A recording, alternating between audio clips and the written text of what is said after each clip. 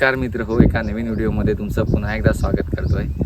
आज आपण आहोत नाशिक जिल्ह्यातल्या साटणा तालुक्यातल्या बागलाण प्रांतामध्ये आपण कालच साल्हेर किल्ल्याचा ट्रॅक केला। आज आपण आहोत मुल्हेर किल्ल्यावरती। या किल्ल्यावरती येण्याच्या वाट्या, प्रवासाची साधनं, किल्ल्यावरती उपलब्ध असलेल्या वास्तू आणि या किल्ल्याचा संपूर्ण इतिहास याची माहिती आपण या व्हिडिओद्वारे घेणार आहोत। तर हा व्हिडिओ शेवटपर्यंत नक्की बघा आणि शेवटी हा व्हिडिओ कसा वाटला हे देखील तुम्ही मला कळवायचं आहे। तर व्हिडिओ मिस करू नका। चला आता आपण जाऊया थेट किल्ल्यावरती। हा आहे आपला मुल्हेर मुख्य किल्ला आणि त्याचे दोन बाले किल्ले आहेत। हा आहे मोरागड आणि इथून या लाईनने सरळ बघितल्यानंतर इथे आहे हरगड। तर असे तीन किल्ले आहेत। एकाच दिवशी आपण जर लवकर आलो तर तिन्ही किल्ल्यांचा ट्रॅक करू शकतो।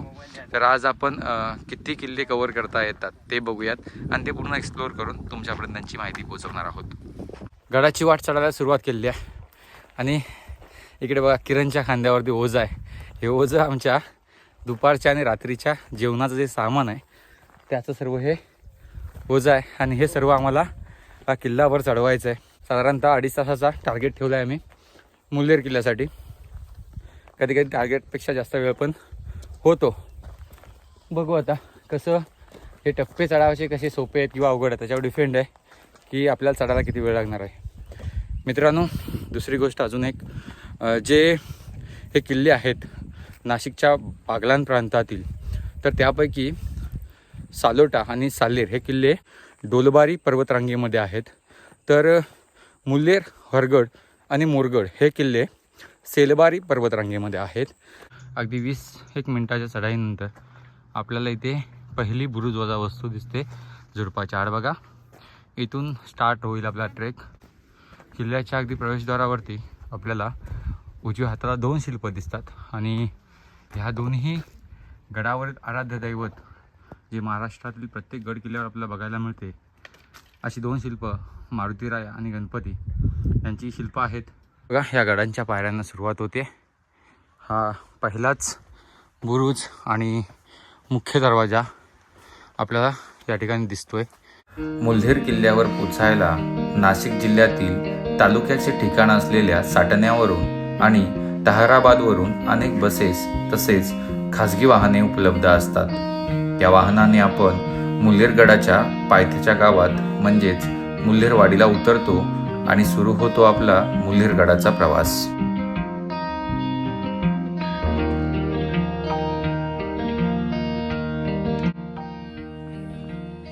मित्र, या बागलाण प्रांतातील किल्ल्यांचं एक वैशिष्ट्य आहे, हे किल्ले जरी बेलाग आणि भक्कम त्याचप्रमाणे अवघड दुर्ग म्हणून ओळखले गेले तर किल्ल्यावरच्या वाटा ज्या आहेत त्या सरळसोट आणि मळलेल्या आहेत। त्यामुळं अगदी रात्री अपरात्री देखील आपण या किल्ल्यावरती चढलो तरी वाट चुकण्याचा धोका खूप कमी असतो।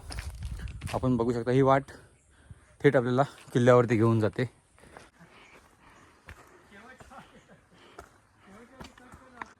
या ठिकाणी दुसरा दरवाजा दिसतोय। हा दुसरा दरवाजा काहीसा भग्नावशेषात आहे आणि वरती बघा झाडे वगैरे वाढली आहे। तर अशा गड किल्ल्यांच्या दरवाजाखाली खूप कमी वेळ उभं राहायचं का फोटो काढायचा प्रयत्न करा, कारण दगड काहीसे ढासळत चाललेले आहेत आणि स्वतःची काळजी घेणं खूप आवश्यक असतं। दरवाजाच्या काही दगडे आपण खाली पडलेले या ठिकाणी बघू शकतो। इथून आपण पुढे गेल्यानंतर दरवाजाच्या आतमध्ये ह्या देवड्या आहेत। कालांतराने ह्या देवड्या दगडाने भरून टाकण्यात आल्या होत्या आणि पुन्हा एक पायवाट आपल्याला या दरवाजातून किल्ल्याकडे घेऊन जाते। दरवाजा ओलांडताना जोत्याचे काही दगड झाडीच्या आतमध्ये आपल्याला दिसतात आणि हे दगड अस्ताव्यस्त पसरलेल्या अवस्थेत आहेत बघा। आत्ता काहीसं चित्र स्पष्ट होत आहे। हा मुल्हेर जो आहे, हा मुल्हेर आपल्याला हरगडावरती जायचं असेल तर इथे मध्ये खिंड दिसते आणि या खिंडीतून आपण हरगडाकडे जाऊ शकतो। इथं आपली मंडळी बसलेली आहे, मला वाटतं झरा येते आणि पाणी भरून इथं घेऊ शकतो आपण। नितीन का पाणी चांगलं आहे ना? छान, ओके, थंड पाणी आहे। ओके। या झऱ्यापासून उजव्या बाजूला आपल्याला एक मंदिर दिसतं आणि मंदिरासमोर एक विस्तीर्ण तलाव आहे। पाठीमागे आपल्याला किल्ला दिसतोय, तो हरगड आहे आणि हे जे मंदिर आहे ते श्री गणेशाचं मंदिर आहे। आपण त्या मंदिरामध्ये जाऊन त्या मंदिराची वास्तुकला, शिल्पकाम आणि आतमध्ये असणारं बांधकाम बघणार आहोत।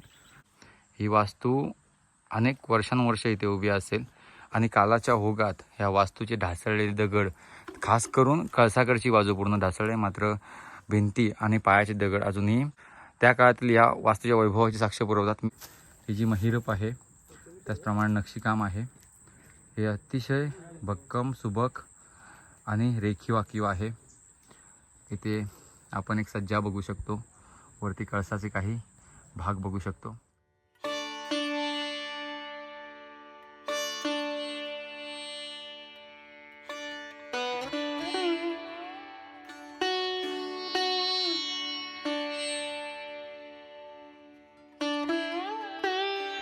वास्तू प्रत्येक किल्ल्यावरती असतात आणि त्या वास्तू काय असतात याची निश्चित माहिती पर्यटकांना किंवा ट्रेकर्सना नसते. तर पुरातत्व विभागामार्फत जर त्या वास्तूजवळ त्या वास्तूचं नाव आणि त्याबद्दलची माहिती थोडक्यात का असेना ती जर लिहिण्यात आली तर त्याचा फायदा मोठ्या प्रमाणात इथे येणाऱ्या ट्रेकर्स आणि पर्यटक मंडळींना होईल आणि त्या दृष्टीनं त्या वास्तूकडे बघण्याची नजर देखील त्यांची बदलेल. तर ही गोष्ट निश्चित व्हायला हवी. बघा, या गणेश मंदिरापासून अगदी 2 रस्ते फुटतात. एक रस्ता उजव्या बाजूला गेलेला आहे, तर दुसरा रस्ता या ठिकाणी डाव्या बाजूला जातो. तर डाव्या बाजूला एक उमराचं झाड आहे, त्या झाडाकडून जो रस्ता जातो या रस्त्याने आपण किल्ल्याची चढाई करणार आहोत. मुल्लेरचा किल्ला हा प्राचीन किल्ला आहे. पुराणात मुल्लेरचा उल्लेख येतो, मात्र खात्रीलायक माहिती 14व्या शतकाच्या पहिल्या दशकात मिळते. मुल्लेरचा किल्ला बागुल वंशीय राजांनी बांधला. या घराण्याच्या नावावरूनच परिसराला बागुलगीर व त्याचा अपभ्रंश होऊन बागलान हे नाव पडलं. बघा मित्र, ह्याच त्या ऐतिहासिक वास्तू म्हणजेच या किल्ल्यांवरती आढळलेल्या तोफा. इथे 2 तोफा आहेत आणि अनुक्रमे या बाजूची जी तोफ आहे उजव्या बाजूची, तिचं नाव आहे रामप्रसाद आणि दुसऱ्या तोफेचं नाव आहे शिवप्रसाद. तर अशा 2 तोफा आहेत. ह्या तोफांच्या अगदी बाजूलाच मंदिराचा गेट आपल्याला दिसतो, काळ्या दगडात बांधलेला, आणि हा आपल्याला थेट मंदिराच्या पटांगणामध्ये घेऊन जातो. हे बघा, हेच ते प्राचीन शिवमंदिर आहे. थोडंसं वेगळ्या धाटणीचं आहे. मुल्लेरवरची सगळीच मंदिरं थोड्याशा वेगळ्या धाटणीची दिसतात आपल्याला. मंदिरात लावण्यात आलेल्या फलकानुसार या मंदिराची निर्मिती बागुलवंशीय महादेव राजा राठोड यांनी सन 1428 मध्ये केली होती. पुढे सोमेश्वरांच्या आशीर्वादाने त्यांना भैरवशाह हा पराक्रमी मुलगा झाला. मंदिराच्या गाभाऱ्यात भव्य शिवलिंग असून मंदिराच्या बाहेरच्या अंगाला शिवलिंगाची प्रतिकृती, श्री गणेशाची प्राचीन मूर्ती, त्याचप्रमाणे गडदेवता मारुतीराया आणि महिषासुरमर्दिनी देवीची मूर्ती असून मंदिराचे अवशेष इतरत्र विखुरलेले आढळतात. मोघल राजपूत धाटणीचं हे मंदिर एकात एक दगड गुंफून बांधण्यात आलेलं आहे. मित्र हो, सोमेश्वर मंदिरापासून एक वाट सरळ जाते आणि हीच वाट आपल्याला मुल्हेर किल्ल्यावरती घेऊन जाते. तर या वाटेने आपण चाललो आहे. येताना बऱ्याचशा वाटा आपल्याला दिसतात, कारण हा गड एक रहदारीचा गड आहे. अगदी वरती आपण पाहिलं असेल काही बुवा महाराज या ठिकाणी मठामध्ये राहतात, त्यामुळं बऱ्याचशा भक्तमंडळींची आणि दुर्गाप्रेमींची वर्दळ ह्या गडावरती दिसते. त्यामुळे वाटा मळलेल्या आहेत, ठराविक वाटाच आपल्याला गडावरती पोचवतात. तर इथे आल्यानंतर स्थानिक इथे ज्या व्यक्ती आहेत त्यांच्याकडून वाटांची पूर्ण माहिती घेऊन नंतरच ट्रॅकिंगला सुरुवात करायची. इकडे आलो, इथे बघूया काय आहे. आणि इथे पुन्हा आपल्याला एक मठ दिसतोय. ही प्रतिमा मला वाटतं महिषासुराची आहे. आपण या ठिकाणी बघू शकतो. ही महिषासुराची जी मूर्ती आहे तिचं इथे देवीने शिरच्छेद केलेलं आहे आणि मानवाच्या रूपात त्या महिषासुराचा अवतार दाखवण्यात आला आहे. आणि इथे देवी त्या महिषासुराचा आपल्या आयुधाने वध करते. तर हे एक महत्त्वपूर्ण ठिकाण आहे. मित्र, या ठिकाणी बघा एक पाण्याचं टाकं आहे आणि ह्या पाण्यातील टाक्याचं पाणी पिण्यायोग्य आहे. हे पाण्याचं टाकं महिषासुरमर्दिनी देवीच्या मंदिरापासून उजव्या हाताला येणाऱ्या वाटेवरती आहे. वाट्याला मोती टाका असं म्हणतात आणि इथलं पाणी थंडगार म्हणून प्रसिद्ध आहे, पिण्यायोग्य आहे. तर हे टाकं बघून आपण पुन्हा एकदा आपल्या मुख्य रस्त्यावरती जाऊया. ट्रॅकिंगच्या दुसऱ्या टप्प्यात आल्यानंतर इथे बघा आपल्याला एक सुळका दिसतोय. हा सुळका आपण जर जवळून पाहिला तर हत्तीच्या सोंडेसारखा दिसतो आणि ह्या सुळक्याच्या अगदी पायथ्याजवळूनच आपण मधल्या खिंडीने मुल्हेर किल्ला चढणार आहोत. काही पर्यटक ट्रेकर्स त्याचप्रमाणे गावकरी मंडळी संध्याकाळची वेळ असल्यामुळे गडावरून खाली उतरत असताना आपल्याला दिसते. मित्र हे बघा, हे जे आहेत ते बुरुजाची काही टोकं आहेत. कातळ कड्यातली नैसर्गिक तटबंदी लागलेली टोकं, ज्याला आपण बेलाग कडे म्हणू शकतो, असे सह्याद्रीचे कडे आपण बघतोय. आणि या कड्यांच्या पायथ्याला लागून ही वाट जाते इतिहास प्रसिद्ध मुल्हेर किल्ल्याकडे. आणि आता इथे खूप थंडगार वारा सुरू झाला आहे, अगदी आल्हाददायक वारा. थकवा अगदी 2 मिनटं जर एका जागेवर उभा राहून दीर्घ श्वास घेतला तरी तो थकवा जो आहे तो कुठच्या कुठं उडून जातो आणि आपण ताज्या दमाने किल्ला चढायला सुरुवात करतो. इथे समोर आपल्याला कातळात कोरलेली भव्य मारुतीची मूर्ती नजरेला पडते. मूर्तीपासून डाव्या हाताला आपल्याला गडाच्या दुसऱ्या दरवाजाचं दर्शन होतं. हा दरवाजा हल्ली जीर्ण अवस्थेत असून आजूबाजूच्या तटबंदीची मोठ्या प्रमाणावर पडझड झालेली आहे. इथे तुम्हाला देवडी दिसते. ही देवडी ढासळलेल्या अवस्थेत आहे. काही ढासळलेल्या दरडी त्या देवडीमध्ये गेल्यात.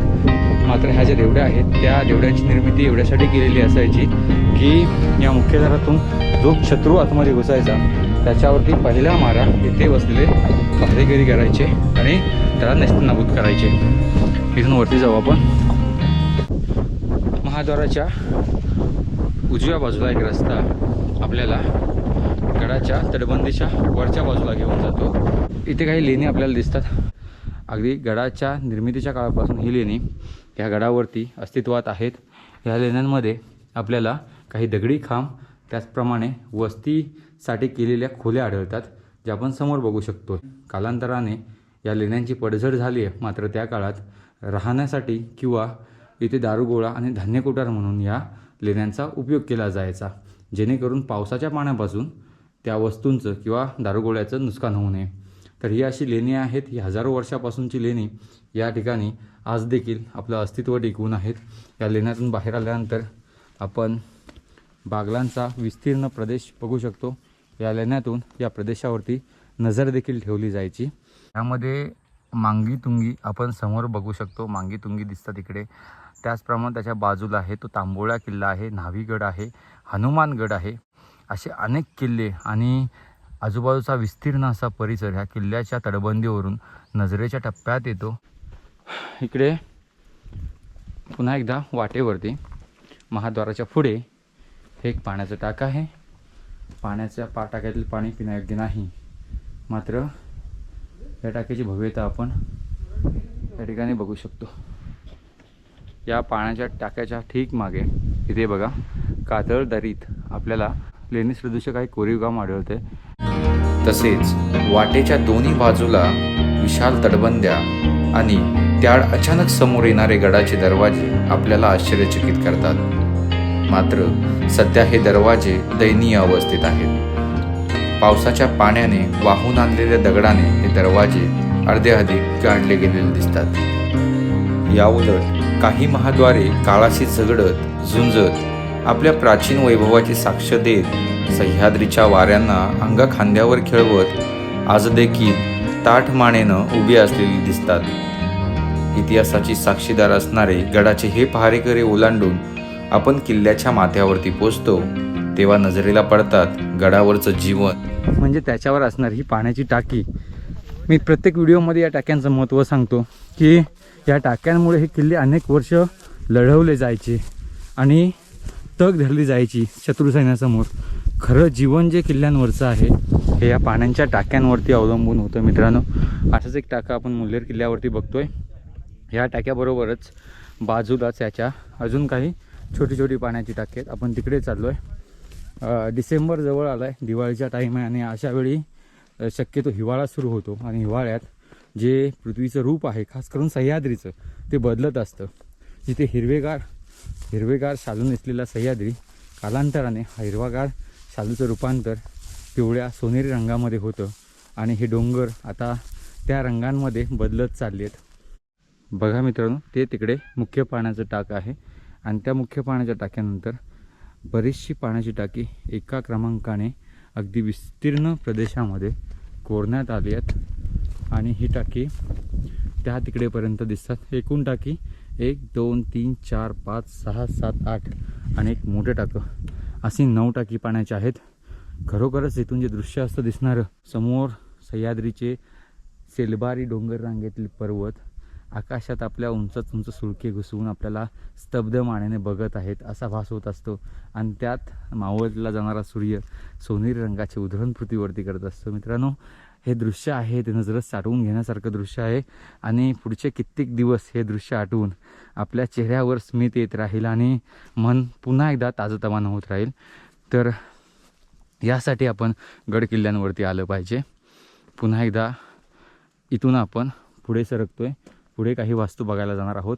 तर टाक्याच्या बाजूला असणाऱ्या खडकांमध्ये आपल्याला प्राचीन मंकळा या खेळाचे अवशेष सापडतात. प्राचीन काळी हा खेळ पहारेकरी आणि सैनिक मनोरंजनासाठी खेळत असत. आजच्या काळात आशिया आणि आफ्रिकेच्या अनेक देशातून हा खेळ खेळला जातो. मित्र हो, महाराष्ट्रात आढळणाऱ्या अनेक किल्ल्यांपैकी काही मोजक्याच किल्ल्यांना बाले किल्ल्याचा इतिहास लाभलेला आहे. तर त्यापैकी महत्त्वाचे किल्ले म्हणजे किल्ले राजगड, किल्ले माहुली आणि आत्ता आपण जो बघतोय तो मुल्हेर किल्ला. मुल्हेर किल्ल्याला एकूण 2 बाले किल्ले आहेत. त्यापैकी पहिला बाले किल्ला असेल मोरगड किल्ला आणि दुसरा बाले किल्ला आहे हरगड किल्ला. एका किल्ल्याच्या बाजूला शक्यतो दुसरा डोंगर किंवा किल्ला अस्तित्वात ठेवायचे नाहीत. जर असा डोंगर किंवा किल्ला असेल तर त्याला किल्ल्याचं रूप दिलं जायचं. म्हणूनच हे बाले किल्ले अस्तित्वात आले. मुल्हेर ही बागलांची परंपरागत राजधानी. दुसऱ्या सुरत लुटीनंतर शिवाजी महाराजांनी बागलान मोहीम उघडली आणि या मोहिमेत त्यांनी साल्हेर, मुल्हेर आणि इतर किल्ले स्वराज्यात सामील करून घेतले होते. सध्या गडाच्या माथ्यावर पाण्याच्या टाक्यांबरोबरच प्राचीन वाड्यांचे अवशेष नजरेला पडतात. गडाच्या अखेरच्या टप्प्यात भडंगनाथांचे छोटेखानी मंदिर आहे. इथूनच पुढे मोरागड आणि मुल्हेरला जोडणाऱ्या खिंडीत पाण्याची टाकी तसेच 2 गडांना जोडणारी भक्कम तटबंदी, मोरागडच्या ताशीव कड्यात कोरलेल्या पायऱ्या आणि महादरवाजा नजरेच्या टप्प्यात येतो. मित्र हो, या किल्ल्याचा इतिहास आपल्याला थेट महाभारत काळात घेऊन जातो. महाभारतात या किल्ल्याचा उल्लेख रत्नपूर किंवा रत्नदुर्ग असा करण्यात आलेला आहे. त्या काळात या ठिकाणी मुल्हेर गाव वसलेला होता. कालांतराने मुल्हेर गाव किल्ल्यापासून 2 किलोमीटर अंतरावरती खाली वसवण्यात आला. पुढे जाऊन अनेक राजवटींनी या किल्ल्यावरती राज्य केलं. त्यापैकी मयूरध्वज राजाच्या काळात या किल्ल्याला मयूरगड म्हणून ओळखलं गेलं. पुढे अनेक राजवटी या किल्ल्यावरती आल्या. त्यापैकी निजामशाही, आदिलशाही, औरंगजेब आणि शेवटी मराठे याने देखील या किल्ल्यावरती राज्य केलं होतं.